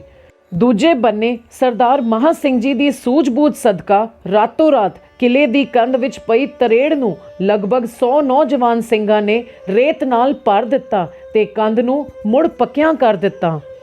ਨਾਲ ਹੀ ਸਰਦਾਰ ਮਹਾਂ ਸਿੰਘ ਜੀ ਨੇ ਬਾਕੀ ਸਿੰਘਾਂ ਨਾਲ ਸਲਾਹ ਕਰਕੇ ਸਰਦਾਰ ਹਰੀ ਸਿੰਘ ਨਲੂਆ ਜੀ ਨੂੰ, ਜੋ ਕਿ ਪਿਸ਼ਾਵਰ ਵਿਖੇ ਬਿਮਾਰੀ ਦੀ ਹਾਲਤ ਵਿੱਚ ਸਨ, ਦੀ ਮਦਦ ਲੈਣ ਲਈ ਬੀਬੀ ਹਰਸ਼ਰਨ ਕੌਰ ਰਾਹੀਂ ਇੱਕ ਚਿੱਠੀ ਪਿਸ਼ਾਵਰ ਭੇਜੀ। ਦੂਜੇ ਪਾਸੇ ਲਾਹੌਰ ਦਰਬਾਰ ਵਿੱਚ ਵੀ ਸਿੱਖ ਫੌਜਾਂ ਨੂੰ ਛੇਤੀ ਤੋਂ ਛੇਤੀ ਜਮਰੌਦ ਕਿਲੇ ਵੱਲ ਭੇਜਣ ਦੇ ਸੁਨੇਹੇ ਘੱਲੇ ਗਏ, ਪਰ ਇਤਿਹਾਸਕਾਰਾਂ ਮੁਤਾਬਕ ਧਿਆਨ ਸਿੰਘ ਡੋਗਰੇ ਵੱਲੋਂ ਇਹ ਸੁਨੇਹੇ ਸ਼ੇਰੇ ਪੰਜਾਬ ਤੱਕ ਨਾ ਪੁੱਜਣ ਦਿੱਤੇ ਗਏ। ਜਦੋਂ ਸਰਦਾਰ ਹਰੀ ਸਿੰਘ ਨਲੂਆ ਜੀ ਨੂੰ ਜਮਰੌਦ ਬਾਰੇ ਸਾਰੀ ਜਾਣਕਾਰੀ ਮਿਲੀ ਅਤੇ ਫੌਜਾਂ ਦੇ ਲਾਹੌਰੋਂ ਨਾ ਪੁੱਜਣ ਬਾਰੇ ਪਤਾ ਲੱਗਾ ਤਾਂ ਆਪ ਜੀ ਬਿਮਾਰੀ ਦੀ ਹਾਲਤ ਵਿੱਚ ਹੀ ਆਪਣੇ ਨਾਲ ਪਿਸ਼ੌਰ ਦੀ ਮੌਜੂਦਾ ਫੌਜ 3000 ਘੋੜਸਵਾਰ, 7000 ਪੈਦਲ ਫੌਜ ਤੇ 5 ਵੱਡੀਆਂ ਅਤੇ 10 ਛੋਟੀਆਂ ਤੋਪਾਂ ਆਦਿ ਲੈ ਕੇ ਜਮਰੌਦ ਦੇ ਕਿਲੇ ਵੱਲ ਨੂੰ ਚੱਲ ਪਏ। ਆਪ ਜੀ ਨੇ ਖੁਦ ਵੀ ਲਾਹੌਰ ਦਰਬਾਰ ਵਿੱਚ ਫੌਜੀ ਮਦਦ ਲਈ ਸੁਨੇਹਾ ਭੇਜਿਆ। ਜਦੋਂ ਸਰਦਾਰ ਹਰੀ ਸਿੰਘ ਨਲੂਆ ਜੀ ਜਮਰੌਦ ਵਿਖੇ ਪੁੱਜੇ ਤਾਂ ਅਫਗਾਨੀ ਫੌਜੀਆਂ ਦੇ ਪੈਰ ਉਖੜਨੇ ਸ਼ੁਰੂ ਹੋ ਗਏ, ਉਹਨਾਂ ਦੇ ਹੌਸਲੇ ਟੁੱਟਣ ਲੱਗੇ। ਇੰਨੀ ਬਿਮਾਰੀ ਦੀ ਹਾਲਤ ਵਿੱਚ ਵੀ ਧੰਨ ਧੰਨ ਸ੍ਰੀ ਗੁਰੂ ਗੋਬਿੰਦ ਸਿੰਘ ਪਾਤਸ਼ਾਹ ਜੀ ਦੇ ਇਸ ਸ਼ੇਰ ਨੇ ਆਪਣੀ ਐਸੀ ਸ਼ਮਸ਼ੀਰ ਵਾਹੀ ਕਿ ਸਾਰਾ ਪਠਾਣੀ ਖੇਮਾ ਹੀ ਕੰਬ ਗਿਆ। ਅਫਗਾਨੀ ਫੌਜਾਂ ਸਰਦਾਰ ਹਰੀ ਸਿੰਘ ਨਲੂਆ ਜੀ ਤੋਂ ਡਰ ਕੇ ਵਾਪਸ ਪਿੱਛੇ ਨੂੰ ਭੱਜ ਗਈਆਂ ਤੇ ਜਦੋਂ ਸਾਰੇ ਅਫਗਾਨੀ ਦੌੜ ਗਏ ਤਾਂ ਸਰਦਾਰ ਨਿਧਾਨ ਸਿੰਘ ਪੰਜਹੱਤਾ ਤੇ ਸਰਦਾਰ ਅਮਰ ਸਿੰਘ ਜੀ ਨੇ ਪਠਾਣਾ ਦਾ ਪਿੱਛਾ ਕੀਤਾ, ਜਿਸ ਦੇ ਸਿੱਟੇ ਵਜੋਂ ਪਠਾਣਾ ਨੇ ਮੁੜ ਹਮਲਾ ਕਰ ਦਿੱਤਾ। ਸਰਦਾਰ ਹਰੀ ਸਿੰਘ ਨਲੂਆ ਜੀ ਨੂੰ ਜਦੋਂ ਇਸ ਗੱਲ ਦਾ ਪਤਾ ਲੱਗਾ ਤਾਂ ਆਪ ਖੁਦ ਉਹਨਾਂ ਦੀ ਮਦਦ ਲਈ ਗਏ, ਪਰ ਜਾਂਦੇ ਹੋਏ ਦੁਸ਼ਮਣ ਨੇ ਪਿੱਛੋਂ ਸਰਦਾਰ ਹਰੀ ਸਿੰਘ ਨਲੂਆ ਜੀ ਉੱਤੇ ਵਾਰ ਕਰਦੇ ਹੋਏ ਗੋਲੀਆਂ ਚਲਾ ਦਿੱਤੀਆਂ ਤੇ ਆਪ ਜੀ ਜ਼ਖਮੀ ਹੋ ਕੇ ਛਾਤੀ ਦੇ ਬਲ ਘੋੜੇ ਦੀ ਧੌਣ ਉੱਪਰ ਹੀ ਡਿੱਗ ਗਏ। ਜ਼ਖਮੀ ਹੋਣ ਤੋਂ ਬਾਅਦ ਜਦੋਂ ਸਰਦਾਰ ਹਰੀ ਸਿੰਘ ਨਲੂਆ ਜੀ ਨੂੰ ਕਿਲੇ ਵਿੱਚ ਲਿਆਂਦਾ ਗਿਆ ਤਾਂ ਤੱਕ ਉਹਨਾਂ ਦਾ ਬਹੁਤ ਖੂਨ ਵਗ ਚੁੱਕਾ ਸੀ।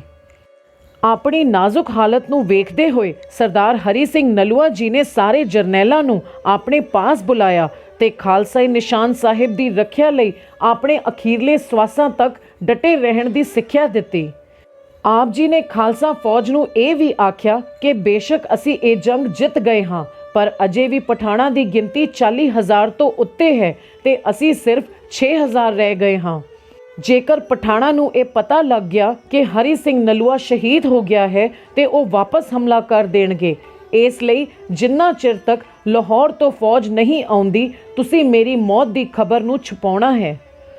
ਆਪਣੀ ਖਾਲਸਾ ਫੌਜ ਨੂੰ ਇਹ ਸਿੱਖਿਆਵਾਂ ਦੇ ਕੇ 30 ਅਪ੍ਰੈਲ 1837 ਈਸਵੀ ਨੂੰ ਸਿੱਖ ਕੌਮ ਦੇ ਇਹ ਨਿਡਰ ਅਤੇ ਬਹਾਦਰ ਜਰਨੈਲ, ਖਾਲਸਾ ਰਾਜ ਦੇ ਕਮਾਂਡਰ ਇਨ ਚੀਫ, ਕਸ਼ਮੀਰ, ਹਜ਼ਾਰਾ ਤੇ ਪਿਸ਼ਾਵਰ ਦੇ ਸਫਲ ਗਵਰਨਰ ਆਪਣੇ ਲਾਸਾਨੀ ਕਾਰਨਾਮਿਆਂ ਨੂੰ ਸਰ ਅੰਜਾਮ ਦੇ ਕੇ ਅਕਾਲ ਪੁਰਖ ਦੇ ਚਰਨਾਂ ਵਿੱਚ ਜਾ ਬਿਰਾਜੇ, ਜਿਸ ਤੋਂ ਬਾਅਦ ਲਗਭਗ 7 ਦਿਨਾਂ ਤੱਕ ਜੜੀ ਬੂਟੀਆਂ ਦੀ ਮਦਦ ਨਾਲ ਸਰਦਾਰ ਹਰੀ ਸਿੰਘ ਨਲੂਆ ਜੀ ਦੇ ਮ੍ਰਿਤਕ ਸਰੀਰ ਨੂੰ ਸਾਂਭ ਕੇ ਰੱਖਿਆ ਗਿਆ ਅਤੇ ਦੁਸ਼ਮਣਾਂ ਤੱਕ ਤੇ ਕੀ ਕਿਲੇ ਦੇ ਸਾਰੇ ਸਿੱਖਾਂ ਤੱਕ ਵੀ ਇਹ ਗੱਲ ਨਹੀਂ ਪਹੁੰਚਣ ਦਿੱਤੀ ਗਈ ਕਿ ਸਿੱਖ ਕੌਮ ਦਾ ਇਹ ਮਹਾਨ ਜਰਨੈਲ ਸ਼ਹੀਦੀ ਪਾ ਚੁੱਕਾ ਹੈ। ਜਮਰੌਦ ਦੇ ਕਿਲੇ ਵਿੱਚ ਜਿਸ ਥਾਂ ਤੇ ਸਰਦਾਰ ਹਰੀ ਸਿੰਘ ਨਲੂਆ ਜੀ ਦਾ ਸੰਸਕਾਰ ਕੀਤਾ ਗਿਆ, ਉੱਥੇ ਇੱਕ ਯਾਦਗਾਰ ਵੀ ਕਾਇਮ ਕੀਤੀ ਗਈ, ਜਿਸ ਨੂੰ 1902 ਈਸਵੀ ਵਿੱਚ ਪਿਸ਼ੌਰ ਦੇ ਗੱਜਣ ਮਲ ਕਪੂਰ ਜੀ ਨੇ ਆਪਣੇ ਖਰਚ ਤੇ ਪੱਕਿਆਂ ਕਰਵਾਇਆ ਸੀ। ਜਦੋਂ ਸ਼ੇਰੇ ਪੰਜਾਬ ਮਹਾਰਾਜਾ ਰਣਜੀਤ ਸਿੰਘ ਜੀ ਨੂੰ ਸਰਦਾਰ ਹਰੀ ਸਿੰਘ ਨਲੂਆ ਜੀ ਦੀ ਸ਼ਹੀਦੀ ਦੀ ਖਬਰ ਮਿਲੀ ਤਾਂ ਉਹਨਾਂ ਦੀਆਂ ਅੱਖਾਂ 'ਚੋਂ ਹੰਝੂ ਵਹਿ ਤੁਰੇ। ਮਹਾਰਾਜਾ ਨੇ ਬੜੇ ਵਿਰਾਗ ਵਿੱਚ ਆ ਕੇ ਕਿਹਾ ਕਿ ਅੱਜ ਖਾਲਸਾ ਰਾਜ ਦਾ ਸਭ ਤੋਂ ਮਜ਼ਬੂਤ ਥੰਮ ਡਿੱਗ ਗਿਆ ਹੈ। ਸਰਦਾਰ ਹਰੀ ਸਿੰਘ ਨਲੂਆ ਜੀ ਮਹਾਰਾਜਾ ਰਣਜੀਤ ਸਿੰਘ ਜੀ ਦੀ ਸੱਜੀ ਬਾਹ ਵਾਂਗ ਹੋ ਕੇ ਵਿਚਰੇ। ਸਿੱਖ ਰਾਜ ਦੀ ਸਥਾਪਨਾ ਅਤੇ ਵਿਸਥਾਰ ਵਿੱਚ ਆਪ ਜੀ ਦਾ ਬਹੁਤ ਅਹਿਮ ਯੋਗਦਾਨ ਰਿਹਾ ਸੀ। ਆਪ ਜੀ ਤਿਆਗ, ਬੀਰਤਾ ਤੇ ਕੁਰਬਾਨੀ ਦਾ ਮੁਜੱਸਮਾ ਸਨ, ਜਿਨ੍ਹਾਂ ਦੀਆਂ ਦੇਸ਼ ਪ੍ਰਤੀ ਕੀਤੀ ਸੇਵਾਵਾਂ ਨੂੰ ਕਦੇ ਵੀ ਭੁਲਾਇਆ ਨਹੀਂ ਜਾ ਸਕਦਾ। ਅਜਿਹੇ ਸੂਰਬੀਰ ਯੋਧੇ ਸਦੀਆਂ ਵਿੱਚ ਕਦੇ-ਕਦੇ ਹੀ ਜਨਮ ਲਿਆ ਕਰਦੇ ਹਨ। ਸਰਦਾਰ ਹਰੀ ਸਿੰਘ ਨਲੂਆ ਜੀ ਦੇ ਜੀਵਨ ਤੋਂ ਸਾਨੂੰ ਇਹ ਚੰਗੀ ਤਰ੍ਹਾਂ ਸਮਝ ਆ ਜਾਂਦਾ ਹੈ ਕਿ ਉਹ ਕਿੰਨੇ ਰੋਬ-ਦਾਬ ਵਾਲੇ ਇੱਕ ਮਜ਼ਬੂਤ ਦਿਲ ਦੇ ਮਾਲਕ ਸਨ। ਜੋ ਕੁਝ ਵੀ ਉਹਨਾਂ ਨੇ ਪੰਜਾਬ ਅਤੇ ਸਮੁੱਚੇ ਭਾਰਤ ਲਈ ਕਰਕੇ ਵਿਖਾਇਆ ਸੀ, ਉਹ ਸੱਚਮੁੱਚ ਬਹੁਤ ਅਸਚਰਜਮਈ ਸੀ। ਸਰਦਾਰ ਹਰੀ ਸਿੰਘ ਨਲੂਆ ਜੀ ਦੀ ਸੈਨਿਕ ਸੂਝ-ਬੂਝ ਤੇ ਸੂਰਮਗਤੀ ਦੇ ਸਾਕੇ ਪੜ੍ਹ ਕੇ ਅੰਗਰੇਜ਼ ਵਿਦਵਾਨ ਵੀ ਉਹਨਾਂ ਦੀ ਤਾਰੀਫ ਕੀਤੇ ਬਿਨਾਂ ਨਹੀਂ ਰਹਿ ਸਕੇ। ਕਿਸੇ ਨੇ ਲਿਖਿਆ ਕਿ ਉਹ ਸਮੁੱਚੇ ਸੰਸਾਰ ਦੇ ਇੱਕ ਕਾਮਯਾਬ ਜਰਨੈਲ ਸਨ। ਨੈਪੋਲੀਅਨ ਜਾਂ ਹੈਡਨਬਰਗ ਵੀ ਉਹਨਾਂ ਦੀ ਸ਼ਾਨ ਤੱਕ ਨਹੀਂ ਪਹੁੰਚਦੇ। ਕਈ ਅੰਗਰੇਜ਼ ਵਿਦਵਾਨ ਤਾਂ ਇੱਥੇ ਤੱਕ ਲਿਖਦੇ ਹਨ ਕਿ ਜੇ ਸਿੱਖ ਚਾਹੁੰਦੇ ਤਾਂ ਉਹ ਸਰਦਾਰ ਹਰੀ ਸਿੰਘ ਨਲੂਆ ਜੀ ਵਰਗੇ ਜਰਨੈਲ ਸਦਕਾ ਸਾਰੇ ਏਸ਼ੀਆ ਨੂੰ ਫਤਿਹ ਕਰ ਸਕਦੇ ਸਨ। ਸਰਦਾਰ ਹਰੀ ਸਿੰਘ ਨਲੂਆ ਜੀ ਸਰੀਰਕ ਤੌਰ ਤੇ ਉੱਚੇ ਲੰਮੇ ਕੱਦ ਵਾਲੇ, ਤਿੱਖੇ ਨੈਣ ਨਕਸ਼ ਵਾਲੇ, ਬੜੇ ਸੋਹਣੇ, ਚੁਸਤ ਤੇ ਫੁਰਤੀਲੇ ਹੋਣ ਦੇ ਨਾਲ-ਨਾਲ ਆਪਣੇ ਸੁਭਾਅ ਕਰਕੇ ਵੀ ਬੜੀ ਦਾਨਾਈ ਬਿਰਤੀ ਵਾਲੇ ਮਨੁੱਖ ਸਨ। ਉਹਨਾਂ ਦੇ ਇਸ ਸੁਭਾਅ ਦੀ ਵੀ ਹਰ ਥਾਂ ਤਾਰੀਫ ਸੀ। ਆਪ ਜੀ ਦੇ ਦਾਨ ਪੁੰਨ ਦੀਆਂ ਗੱਲਾਂ ਦੂਰ ਦੂਰ ਤੱਕ ਪ੍ਰਸਿੱਧ ਸਨ। ਦਾਨ ਦੇ ਮਾਮਲੇ ਵਿੱਚ ਕਈ ਵਿਦਵਾਨ ਆਪ ਜੀ ਦੀ ਤੁਲਨਾ ਰਾਜਾ ਕਰਨ ਜਾਂ ਰਾਜਾ ਨਲ ਨਾਲ ਕਰਦੇ ਹਨ। ਲਾਹੌਰ ਦਰਬਾਰ ਵੱਲੋਂ ਮਿਲੀਆਂ ਵੱਡੀਆਂ ਜਗੀਰਾਂ ਅਤੇ ਉਪਾਧੀਆਂ ਦੇ ਬਾਅਦ ਵੀ ਆਪ ਜੀ ਬੜੇ ਨਿਮਾਣੇ ਤੇ ਸੇਵਾ ਭਾਵ ਵਾਲੇ ਸਨ। ਜ਼ਿਕਰ ਆਉਂਦਾ ਹੈ ਕਿ ਅਖੀਰ ਤੱਕ ਆਪ ਜੀ ਦੀ ਜਗੀਰਾਂ ਦੀ ਆਮਦਨ ਲਗਭਗ 9 ਲੱਖ ਹੋ ਗਈ ਸੀ। ਆਪ ਜੀ ਆਪਣੀ ਅੱਧੀ ਆਮਦਨ ਗੁਰੂ ਧਾਮਾਂ ਦੀ ਸੇਵਾ ਤੇ ਖਰਚਦੇ ਸਨ ਅਤੇ ਬਾਕੀ ਪੈਸਾ ਆਪ ਜੀ ਫੌਜ ਉੱਪਰ ਖਰਚ ਕਰਦੇ ਸਨ। ਆਪ ਜੀ ਜਗੀਰਾਂ ਤੋਂ ਹੁੰਦੀ ਆਮਦਨੀ ਨਾਲ ਆਪਣਾ ਨਿੱਜੀ ਖਰਚਾ ਨਹੀਂ ਕਰਦੇ ਸਨ। ਵਾਹਿਗੁਰੂ ਜੀ ਦੀ ਬਖਸ਼ਿਸ਼ ਸਦਕਾ ਆਪ ਜੀ ਨੇ ਸ੍ਰੀ ਅਕਾਲ ਤਖਤ ਸਾਹਿਬ ਦੇ ਉੱਪਰਲਾ ਸੋਨੇ ਦਾ ਗੁੰਬਦ, ਸ੍ਰੀ ਪੰਜਾ ਸਾਹਿਬ, ਸ੍ਰੀ ਮੁਕਤਸਰ ਸਾਹਿਬ, ਸ੍ਰੀ ਤਰਨਤਾਰਨ ਸਾਹਿਬ, ਪਿਸ਼ਾਵਰ ਵਿੱਚ ਭਾਈ ਜੋਗਾ ਸਿੰਘ ਜੀ ਦਾ ਗੁਰਦੁਆਰਾ ਤੇ ਹੋਰ ਵੀ ਕਈ ਇਤਿਹਾਸਕ ਗੁਰੂ ਧਾਮਾਂ ਦੀ ਸੇਵਾ ਵਿੱਚ ਆਪਣਾ ਯੋਗਦਾਨ ਪਾਇਆ। ਸਰਦਾਰ ਹਰੀ ਸਿੰਘ ਨਲੂਆ ਜੀ ਏਸ਼ੀਆ ਤੇ ਯੂਰਪ ਦੀ ਰਾਜਨੀਤੀ ਤੋਂ ਵੀ ਚੰਗੀ ਤਰ੍ਹਾਂ ਵਾਕਿਫ ਸਨ। ਆਪ ਜੀ ਪੰਜਾਬੀ, ਫਾਰਸੀ, ਕਸ਼ਮੀਰੀ, ਹਿੰਦੀ, ਪੁਸ਼ਤੋ, ਅਰਬੀ ਆਦਿ ਭਾਸ਼ਾਵਾਂ ਨੂੰ ਲਿਖਣ ਬੋਲਣ ਵਿੱਚ ਬੜੀ ਚੰਗੀ ਮੁਹਾਰਤ ਰੱਖਦੇ ਸਨ ਤੇ ਕਿਸੇ ਤੇ ਵੀ ਆਪਣੀ ਗੱਲਬਾਤ ਦਾ ਡੂੰਘਾ ਪ੍ਰਭਾਵ ਛੱਡ ਦਿੰਦੇ ਸਨ।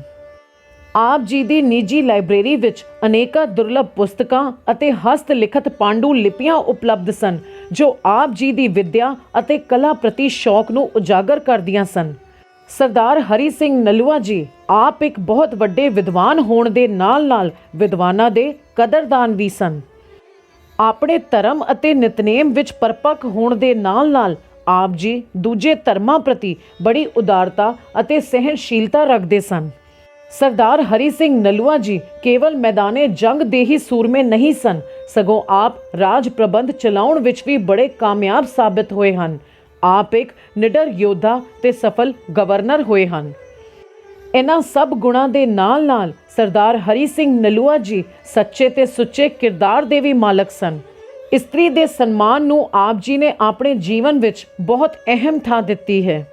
ਜਤ ਸਤ ਦੇ ਧਾਰਨੀ ਸਰਦਾਰ ਹਰੀ ਸਿੰਘ ਨਲੂਆ ਜੀ ਆਪਣੇ ਗੁਰੂ ਪਾਤਸ਼ਾਹ ਜੀ ਦੀ ਸਿੱਖਿਆ ਉੱਪਰ ਪੂਰਨ ਤੌਰ ਤੇ ਅਮਲ ਕਰਦੇ ਹੋਏ ਪਰ ਬੇਟੀ ਕੋ ਬੇਟੀ ਜਾਣੈ ਪਰ ਇਸਤਰੀ ਕੋ ਮਾਤ ਬਖਾਨੇ ਦੇ ਧਾਰਨੀ ਸਨ ਤੇ ਇਸ ਗੱਲ ਦੀ ਪੁਸ਼ਟੀ ਆਪ ਜੀ ਦੇ ਜੀਵਨ ਵਿੱਚ ਵਾਪਰੀ ਇਸ ਘਟਨਾ ਤੋਂ ਹੁੰਦੀ ਹੈ। ਪਠਾਣਾ ਨੂੰ ਜਦੋਂ ਇਹ ਪਤਾ ਲੱਗਾ ਕਿ ਦਰਾ ਖੈਬਰ ਤੇ ਸਰਦਾਰ ਹਰੀ ਸਿੰਘ ਨਲੂਆ ਜੀ ਨੇ ਕਬਜ਼ਾ ਕਰ ਲਿਆ ਹੈ ਤਾਂ ਗੁਲਫਾਮ ਨਾਂ ਦੇ ਇੱਕ ਪਠਾਨ ਨੂੰ ਉਸ ਦੇ ਪਿਓ ਨੇ ਸਰਦਾਰ ਹਰੀ ਸਿੰਘ ਨਲੂਆ ਜੀ ਦੇ ਡਰ ਕਾਰਨ ਉੱਥੋਂ ਭੱਜ ਕੇ ਜਲਾਲਾਬਾਦ ਚੱਲਣ ਲਈ ਕਿਹਾ ਤੇ ਗੁਲਫਾਮ ਨੇ ਦੂਜੇ ਸ਼ਹਿਰ ਚੱਲਣ ਦੀ ਗੱਲ ਆਪਣੀ ਮੰਗੇਤਰ ਬਾਨੋ ਨੂੰ ਕਹੀ ਕਿ ਹਰੀ ਸਿੰਘ ਇਸ ਇਲਾਕੇ ਤੇ ਕਾਬਜ਼ ਹੋ ਚੁੱਕਿਆ ਹੈ ਤੇ ਅਸੀਂ ਉਸ ਦਾ ਮੁਕਾਬਲਾ ਨਹੀਂ ਕਰ ਸਕਦੇ ਹਾਂ, ਇਸ ਲਈ ਸਾਨੂੰ ਇਹ ਇਲਾਕਾ ਛੱਡਣਾ ਪਵੇਗਾ। ਇਹ ਗੱਲ ਸੁਣ ਬਾਨੋ ਨੇ ਆਪਣੇ ਮੰਗੇਤਰ ਗੁਲਫਾਮ ਨੂੰ ਕਿਹਾ ਕਿ ਤੂੰ ਤਾਂ ਕਹਿੰਦਾ ਸੀ ਕਿ ਤੇਰੇ ਬਰਛੇ ਤੇ ਕਮਾਨ ਅੱਗੇ ਕੋਈ ਦੁਸ਼ਮਣ ਨਹੀਂ ਖੜ ਸਕਦਾ। ਮੈਂ ਤਾਂ ਤੇਰੇ ਨਾਲ ਨਿਕਾਹ ਕਰਨ ਤੇ ਰਾਜ਼ੀ ਹੀ ਇਸ ਲਈ ਹੋਈ ਸੀ ਕਿ ਤੂੰ ਦਰਾ ਖੈਬਰ ਦਾ ਸਭ ਤੋਂ ਬਹਾਦਰ ਪਠਾਨ ਹੈ, ਪਰ ਤੂੰ ਤਾਂ ਡਰਪੋਕ ਨਿਕਲਿਆ। ਜੋ ਜਰਨੈਲ ਹਲੇ ਆਇਆ ਹੀ ਨਹੀਂ ਹੈ, ਤੂੰ ਤਾਂ ਪਹਿਲਾਂ ਹੀ ਉਸ ਤੋਂ ਡਰ ਕੇ ਭੱਜ ਰਿਹਾ ਹੈ। ਹੁਣ ਤੇ ਮੈਂ ਜ਼ਰੂਰ ਵੇਖਣਾ ਚਾਹੂੰਗੀ ਕਿ ਇਹ ਕਿਹੜਾ ਸੂਰਬੀਰ ਹੈ ਜਿਸ ਦੇ ਆਉਣ ਤੋਂ ਪਹਿਲਾਂ ਹੀ ਤੁਹਾਡੇ ਅੰਦਰ ਇੰਨਾ ਡਰ ਹੈ। ਗੁਲਫਾਮ ਨੇ ਬੀਬੀ ਬਾਨੋ ਨੂੰ ਸਰਦਾਰ ਹਰੀ ਸਿੰਘ ਨਲੂਆ ਜੀ ਤੋਂ ਮਿਲਣ ਲਈ ਬਹੁਤ ਰੋਕਣਾ ਚਾਹਿਆ। ਉਹਨੇ ਇਹ ਵੀ ਕਿਹਾ ਕਿ ਇਹ ਪਰਾਈ ਕੌਮ ਦੇ ਸਰਦਾਰ ਹਨ, ਧੀਆਂ ਭੈਣਾਂ ਦੀ ਇੱਜ਼ਤ ਨਹੀਂ ਕਰਦੇ। ਪਰ ਬੀਬੀ ਬਾਨੋ ਨੇ ਕਿਹਾ ਕਿ ਹੁਣ ਤਾਂ ਭਾਵੇਂ ਜਾਵੇ ਇੱਜ਼ਤ ਜਾਂ ਜਾਵੇ ਜਾਨ, ਪਰ ਮੈਂ ਉਸ ਜਰਨੈਲ ਨੂੰ ਜ਼ਰੂਰ ਮਿਲਣਾ ਹੈ ਜਿਸ ਤੋਂ ਤੁਸੀਂ ਸਾਰੇ ਇੰਨਾ ਡਰਦੇ ਹੋ। ਇਹ ਕਹਿ ਕੇ ਬਾਨੋ ਉੱਥੋਂ ਜ਼ਬਰਦਸਤੀ ਦਰਾ ਖੈਬਰ 'ਚ ਸਰਦਾਰ ਹਰੀ ਸਿੰਘ ਨਲੂਆ ਜੀ ਦੇ ਤੰਬੂ ਵੱਲ ਨੂੰ ਭੱਜ ਗਈ। ਤੰਬੂ ਦੇ ਬਾਹਰ ਖੜੇ ਪਹਿਰੇਦਾਰਾਂ ਦੇ ਪੁੱਛਣ ਤੇ ਬੀਬੀ ਬਾਨੋ ਨੇ ਸਰਦਾਰ ਹਰੀ ਸਿੰਘ ਨਲੂਆ ਜੀ ਪਾਸੋਂ ਜ਼ਰੂਰੀ ਕੰਮ ਹੋਣ ਦਾ ਹਵਾਲਾ ਦਿੰਦੇ ਹੋਏ ਉਹਨਾਂ ਤੋਂ ਮਿਲਣ ਦੀ ਇਜਾਜ਼ਤ ਲੈ ਲਈ। ਬੀਬੀ ਬਾਨੋ ਜਦੋਂ ਤੰਬੂ ਅੰਦਰ ਦਾਖਲ ਹੋਈ ਤਾਂ ਸਾਹਮਣੇ ਦਸ਼ਮੇਸ਼ ਪਿਤਾ ਜੀ ਦੇ ਲਾਡਲੇ ਅਤੇ ਸ਼ੇਰੇ ਪੰਜਾਬ ਮਹਾਰਾਜਾ ਰਣਜੀਤ ਸਿੰਘ ਜੀ ਦੇ ਮਹਾਨ ਯੋਧਾ ਸਰਦਾਰ ਹਰੀ ਸਿੰਘ ਨਲੂਆ ਜੀ ਬੈਠੇ ਸਨ। ਸਰਦਾਰ ਹਰੀ ਸਿੰਘ ਨਲੂਆ ਜੀ ਦੇ ਬੀਬੀ ਬਾਨੋ ਦੇ ਆਉਣ ਦਾ ਕਾਰਨ ਪੁੱਛਣ ਤੇ ਬੀਬੀ ਬਾਨੋ ਨੇ ਉਹਨਾਂ ਨੂੰ ਪੁੱਛਿਆ ਕਿ ਤੁਸੀਂ ਕੌਣ ਹੋ ਤੇ ਦਰਾ ਖੈਬਰ ਤੇ ਕਬਜ਼ਾ ਕਿਉਂ ਕੀਤਾ ਹੈ। ਸਰਦਾਰ ਹਰੀ ਸਿੰਘ ਨਲੂਆ ਜੀ ਨੇ ਬੀਬੀ ਬਾਨੋ ਦੇ ਪ੍ਰਸ਼ਨਾਂ ਦਾ ਉੱਤਰ ਦਿੰਦਿਆਂ ਹੋਇਆਂ ਕਿਹਾ ਕਿ ਅਸੀਂ ਸ੍ਰੀ ਗੁਰੂ ਨਾਨਕ ਪਾਤਸ਼ਾਹ ਜੀ ਦੇ ਸਿੱਖ ਹਾਂ ਤੇ ਆਪਣੇ ਘਰ ਜਾਂ ਆਪਣੇ ਦੇਸ਼ ਦੀ ਰਾਖੀ ਕਰਨ ਦਾ ਹੱਕ ਸਭ ਨੂੰ ਹੁੰਦਾ ਹੈ। ਪੰਜਾਬ ਜਾਂ ਹਿੰਦੁਸਤਾਨ ਉੱਤੇ ਅੱਜ ਤੱਕ ਜਿੰਨੇ ਵੀ ਹਮਲੇ ਹੋਏ ਹਨ ਉਹ ਸਭ ਐਸੇ ਹੀ ਰਾਹ ਤੋਂ ਹੋਏ ਹਨ। ਇਸ ਲਈ ਦਰਾ ਖੈਬਰ ਤੇ ਖਾਲਸੇ ਨੇ ਕੇਸਰੀ ਨਿਸ਼ਾਨ ਸਾਹਿਬ ਚਲਾਇਆ ਤਾਂ ਜੋ ਕਿ ਅੱਜ ਤੋਂ ਬਾਅਦ ਕੋਈ ਸਾਡੇ ਘਰ ਨੂੰ ਸਾਡੇ ਮੁਲਕ ਨੂੰ ਲੁੱਟ ਨਾ ਸਕੇ। ਅਸੀਂ ਕਿਸੇ ਦੇ ਇਲਾਕੇ ਉੱਤੇ ਕਬਜ਼ਾ ਨਹੀਂ ਕੀਤਾ, ਅਸੀਂ ਤਾਂ ਆਪਣੇ ਘਰ ਦੀ ਰੱਖਿਆ ਕੀਤੀ ਹੈ। ਸਰਦਾਰ ਹਰੀ ਸਿੰਘ ਨਲੂਆ ਜੀ ਦੀ ਇਹਨਾਂ ਗੱਲਾਂ ਤੋਂ ਅਤੇ ਉਹਨਾਂ ਦੀ ਦਿੱਖ ਤੋਂ ਪ੍ਰਭਾਵਿਤ ਹੋ ਕੇ ਬੀਬੀ ਬਾਨੋ ਨੇ ਉਹਨਾਂ ਨੂੰ ਕਿਹਾ ਕਿ ਮੈਂ ਕਿਸੇ ਬਹਾਦਰ ਸ਼ਖਸ ਨਾਲ ਨਿਕਾਹ ਕਰਨਾ ਚਾਹੁੰਦੀ ਸੀ ਤਾਂ ਕਿ ਮੇਰੀ ਕੁੱਖ 'ਚੋਂ ਤੁਹਾਡੇ ਵਰਗਾ ਬਹਾਦਰ ਪੁੱਤਰ ਜਨਮ ਲਵੇ। ਬੀਬੀ ਬਾਨੋ ਨੇ ਕਿਹਾ ਕਿ ਮੈਂ ਤੁਹਾਡੇ ਨਾਲ ਨਿਕਾਹ ਕਰਨਾ ਚਾਹੁੰਦੀ ਹਾਂ। ਇਸ ਵੇਲੇ ਤੱਕ ਸਰਦਾਰ ਹਰੀ ਸਿੰਘ ਨਲੂਆ ਜੀ ਦਾ ਵਿਆਹ ਹੋ ਚੁੱਕਾ ਸੀ। ਆਪ ਜੀ ਦੇ 3 ਬੱਚੇ, 2 ਪੁੱਤਰ ਤੇ 1 ਪੁੱਤਰੀ ਸਨ। ਪੁੱਤਰ ਸਰਦਾਰ ਅਰਜਨ ਸਿੰਘ ਤੇ ਸਰਦਾਰ ਜਵਾਰ ਸਿੰਘ ਅਤੇ ਪੁੱਤਰੀ ਨੰਦ ਕੌਰ ਸੀ।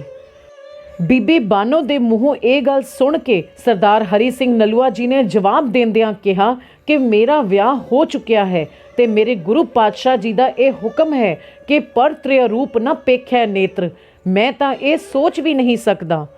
ਪਰ ਬੀਬੀ ਬਾਨੋ ਦੇ ਨਿਕਾਹ ਲਈ ਵਾਰ-ਵਾਰ ਇਸਰਾਰ ਕਰਨ ਤੇ ਸਰਦਾਰ ਹਰੀ ਸਿੰਘ ਨਲੂਆ ਜੀ ਜੋਸ਼ ਵਿੱਚ ਆ ਗਏ ਤੇ ਗੁੱਸੇ ਵਿੱਚ ਬੀਬੀ ਬਾਨੋ ਨੂੰ ਆਪਣੇ ਸ਼ਮਿਆਨੇ 'ਚੋਂ ਬਾਹਰ ਜਾਣ ਲਈ ਕਹਿੰਦੇ ਹੋਏ ਇਹ ਕਿਹਾ ਕਿ ਤੂੰ ਇੱਕ ਸਿੱਖ ਦੇ ਇਖਲਾਕ ਨੂੰ ਪਰਖਣ ਆਈ ਹੈ। ਬਾਹਰ ਜਾਂਦੇ ਹੋਏ ਅੱਖਾਂ ਵਿੱਚ ਹੰਝੂ ਲੈ ਬੀਬੀ ਬਾਨੋ ਨੇ ਆਪਣੀ ਝੋਲੀ ਅੱਡ ਸਰਦਾਰ ਹਰੀ ਸਿੰਘ ਨਲੂਆ ਜੀ ਨੂੰ ਕਿਹਾ ਕਿ ਮੈਂ ਤੇ ਸੁਣਿਆ ਸੀ ਕਿ ਗੁਰੂ ਨਾਨਕ ਦੇ ਦਰ ਤੋਂ ਕੋਈ ਅੱਜ ਤੱਕ ਖਾਲੀ ਨਹੀਂ ਗਿਆ, ਪਰ ਅੱਜ ਗੁਰੂ ਨਾਨਕ ਦੇ ਸਿੱਖ ਦੇ ਦਰ ਤੋਂ ਇੱਕ ਪਠਾਣਾ ਦੀ ਧੀ ਖਾਲੀ ਜਾ ਰਹੀ ਹੈ। ਬੀਬੀ ਬਾਨੋ ਦੇ ਮੂੰਹੋਂ ਇਹ ਗੱਲ ਸੁਣ ਕੇ ਸਰਦਾਰ ਹਰੀ ਸਿੰਘ ਨਲੂਆ ਜੀ ਨੇ ਇੱਕ ਚਾਦਰ ਬੀਬੀ ਬਾਨੋ ਦੇ ਸਿਰ ਉੱਤੇ ਰੱਖ ਕੇ ਉਹਨਾਂ ਦੇ ਅੱਗੇ ਦੋਵੇਂ ਹੱਥ ਜੋੜ ਕੇ ਇਹ ਕਿਹਾ ਕਿ ਤੂੰ ਮੇਰੇ ਵਰਗਾ ਪੁੱਤਰ ਚਾਹੁੰਦੀ ਹੈ ਨਾ, ਤੇ ਅੱਜ ਤੋਂ ਹਰੀ ਸਿੰਘ ਨਲੂਆ ਹੀ ਤੇਰਾ ਪੁੱਤਰ ਹੈ ਤੇ ਤੂੰ ਹਰੀ ਸਿੰਘ ਦੀ ਧਰਮ ਦੀ ਮਾਂ ਹੈ। ਇਹ ਕਹਿ ਕੇ ਸਰਦਾਰ ਹਰੀ ਸਿੰਘ ਨਲੂਆ ਜੀ ਨੇ ਬੀਬੀ ਬਾਨੋ ਅੱਗੇ ਆਪਣਾ ਸਿਰ ਝੁਕਾ ਦਿੱਤਾ।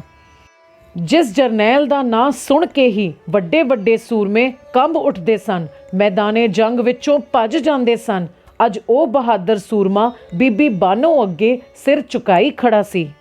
ਇਹ ਸਭ ਸੁਣ ਬੀਬੀ ਬਾਨੋ ਆਪਣੇ ਹੰਝੂ ਨਾ ਰੋਕ ਸਕੀ ਤੇ ਕਹਿਣ ਲੱਗੀ ਕਿ ਭਾਵੇਂ ਮੈਂ ਸਿੱਖ ਨਹੀਂ, ਪਰ ਅੱਜ ਤੋਂ ਮੈਂ ਇੱਕ ਸਿੱਖ ਦੀ ਮਾਂ ਹਾਂ। ਧੰਨ ਹੈ ਤੇਰਾ ਗੁਰੂ ਤੇ ਧੰਨ ਹੈ ਉਹਨਾਂ ਦੀ ਸਿੱਖਿਆ। ਸਰਦਾਰ ਹਰੀ ਸਿੰਘ ਨਲੂਆ ਜੀ ਦੇ ਕਿਰਦਾਰ ਨੂੰ ਪਰਖਣ ਆਈ ਬੀਬੀ ਬਾਨੋ ਉਹਨਾਂ ਦੀ ਦਿਆਲਤਾ, ਇਮਾਨਦਾਰੀ, ਉੱਚ ਨੈਤਿਕ ਚਰਿੱਤਰ ਅਤੇ ਇਖਲਾਕ ਨੂੰ ਤਿਲ ਮਾਤਰ ਵੀ ਡਿਗਾ ਨਾ ਸਕੀ ਤੇ ਸਰਦਾਰ ਹਰੀ ਸਿੰਘ ਜੀ ਵਰਗਾ ਪੁੱਤਰ ਪਾ ਕੇ ਬੀਬੀ ਬਾਨੋ ਧੰਨ ਧੰਨ ਹੋ ਗਈ। ਇਸ ਘਟਨਾ ਵੇਲੇ ਸਰਦਾਰ ਹਰੀ ਸਿੰਘ ਨਲੂਆ ਜੀ ਲਗਭਗ 42 ਵਰ੍ਹਿਆਂ ਦੇ ਸਨ ਤੇ ਬੀਬੀ ਬਾਨੋ 20 ਵਰ੍ਹਿਆਂ ਦੇ ਲਗਭਗ ਸੀ। ਸਰਦਾਰ ਹਰੀ ਸਿੰਘ ਨਲੂਆ ਜੀ ਸਹੀ ਅਰਥਾਂ ਵਿੱਚ ਸ੍ਰੀ ਗੁਰੂ ਗੋਬਿੰਦ ਸਿੰਘ ਪਾਤਸ਼ਾਹ ਜੀ ਦੇ ਰਹਿਤਵਾਨ ਤੇ ਸਿਦਕੀ ਸਿੱਖ ਸਨ। ਸਰਦਾਰ ਹਰੀ ਸਿੰਘ ਨਲੂਆ ਜੀ ਦੀ ਲਾਸਾਨੀ ਦਲੇਰੀ, ਦੂਰਅੰਦੇਸ਼ੀ, ਦਾਨਾਈ ਤੇ ਦਾਨੀ ਬਿਰਤੀ ਦਾ ਕੋਈ ਸਾਨੀ ਨਹੀਂ। ਆਪ ਜੀ ਨੇ ਹਰ ਔਕੜ ਵੇਲੇ ਬੜੇ ਹੀ ਅਨੋਖੇ ਸਾਹਸ ਦਾ ਪ੍ਰਗਟਾਵਾ ਕੀਤਾ ਹੈ। 18ਵੀਂ 19ਵੀਂ ਸਦੀ ਦੇ ਸਿੰਘ ਸੂਰਮੇ ਇਹੋ ਜਿਹੇ ਕਾਰਨਾਮੇ ਕਰ ਗਏ ਜਿਨ੍ਹਾਂ ਨੇ ਕਮਜ਼ੋਰ ਪੈਂਦੀ ਜਾਂਦੀ ਪੰਜਾਬ ਦੀ ਹਸਤੀ ਨੂੰ ਮੁੜ ਸਥਾਪਿਤ ਕੀਤਾ। ਸ਼ੇਰੇ ਪੰਜਾਬ ਮਹਾਰਾਜਾ ਰਣਜੀਤ ਸਿੰਘ ਜੀ ਦੀ ਫੌਜ ਵਿੱਚ ਜਰਨੈਲ ਹਰੀ ਸਿੰਘ ਨਲੂਆ ਇੱਕ ਅਜਿਹਾ ਯੋਧਾ ਸੀ ਜੋ ਹਮੇਸ਼ਾ ਸਿੱਖ ਇਤਿਹਾਸ ਵਿੱਚ ਇੱਕ ਚਮਕਦਾ ਹੀਰਾ ਬਣ ਕੇ ਪੇਸ਼ ਹੁੰਦਾ ਰਹੇਗਾ। ਪੰਜਾਬ ਦੇ ਪ੍ਰਸਿੱਧ ਸ਼ਾਇਰ ਕਾਦਰ ਯਾਰ ਆਪਣੀ ਰਚਨਾ ਸਿਹਰਫੀਆਂ ਹਰੀ ਸਿੰਘ ਨਲੂਆ ਵਿੱਚ ਲਿਖਦੇ ਹਨ ਰਣਜੀਤ ਸਿੰਘ ਸਰਦਾਰ ਦੇ ਅਫਸਰਾਂ ਡਿੱਠਾਂ ਨਜ਼ਰ ਮੈਂ ਪਾ ਕੇ ਸਾਰਿਆਂ ਵਿੱਚ, ਕਾਦਰ ਯਾਰ ਬਹਾਦਰਾਂ ਵਿੱਚ ਚਮਕੇ ਹਰੀ ਸਿੰਘ ਜਿਉਂ ਚੰਨ ਤਾਰਿਆਂ ਵਿੱਚ। ਵਾਹਿਗੁਰੂ ਜੀ ਕਾ ਖਾਲਸਾ, ਵਾਹਿਗੁਰੂ ਜੀ ਕੀ ਫਤਿਹ।